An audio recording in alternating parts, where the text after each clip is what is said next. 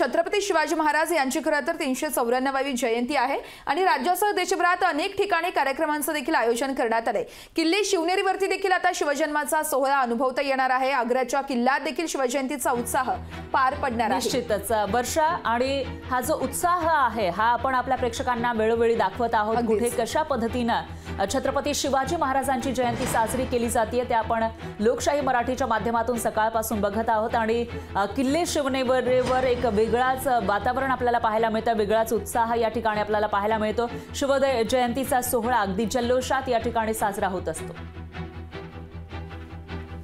दरम्यान मुंबईमध्ये सुद्धा शिवजयंतीचा उत्साह आपल्याला पाहायला मिळतो आणि आपले प्रतिनिधी ठिकठिकाणी जोडले गेले आहेत, तिथून आपल्यापर्यंत अपडेट पोहोचवत आहेत।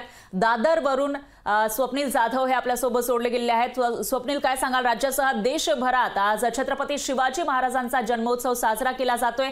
दादरच्या शिवाजी पार्कवर कसं दृश्य तुम्हाला सध्या दिसतंय?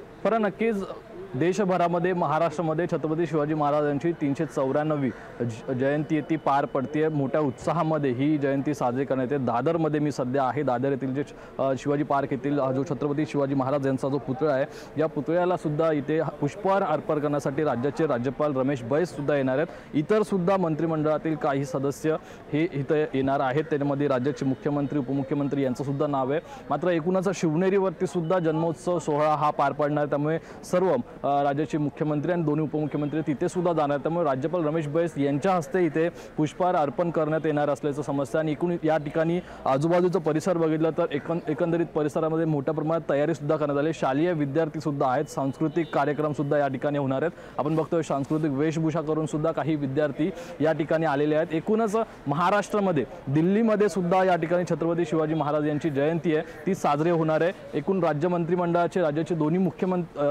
मुख्यमंत्री एकनाथ शिंदे आणि दोन्ही उपमुख्यमंत्री हे आग्रा किल्ल्यावरती जाणार आहेत। तिथे सुद्धा सांस्कृतिक कार्यक्रमांचं आयोजन करण्यात आलेलं आहे। या ठिकाणी सुद्धा मोठ्या प्रमाणात आयोजन करण्यात आलेलं आहे। एकूण आपण फराळ राज्यामध्ये आणि देशामध्ये किती शिवाजी महाराज यांचे पुतळे आहेत बघितलं तर देशामध्ये एकूण 86,000 पेक्षा जास्त पुतळे आहेत। त्यामध्ये महाराष्ट्र हा पहिल्या क्रमांकावरती आहे। महाराष्ट्रामध्ये 23,000 पेक्षा जास्त हे छत्रपती शिवाजी महाराजांचे पुतळे आहेत। तर कर्नाटक दुसऱ्या नंबरवरती आहे, त्यांच्यामध्ये 11,000 पेक्षा जास्त पुतळे आहेत। उत्तर प्रदेशामध्ये पुन्हा एकदा आपण बघतोय 11,000 पेक्षा जास्त पुतळे त्या ठिकाणी सुद्धा आहेत। बिहार असेल, आंध्र प्रदेश असेल 8,000 आणि 7,800 प्रत्येकी असे या ठिकाणी पुतळे आहेत। राजस्थान, मध्य प्रदेश आणि गोवामध्ये आपण जर पाहिलं तर राजस्थानमध्ये 5,400 आणि मध्य प्रदेशात 6,000 एकूण असे छत्रपती शिवाजी महाराज यांचे पुतळे आहेत। आपल्या शेजारचं राज्य आहे गोवा, या गोव्यामध्ये सुद्धा एकूण 4,400 पुतळे आहेत। तर एवढंच नाहीये तर महाराष्ट्रामध्ये आपण बघतोय महाराष्ट्रामध्ये सर्वाधिक पुतळे आहेत आणि देशाच्या बाहेर सुद्धा छत्रपती शिवाजी महाराज यांची जयंती आहे ती मोठ्या उत्साहात पार पडते।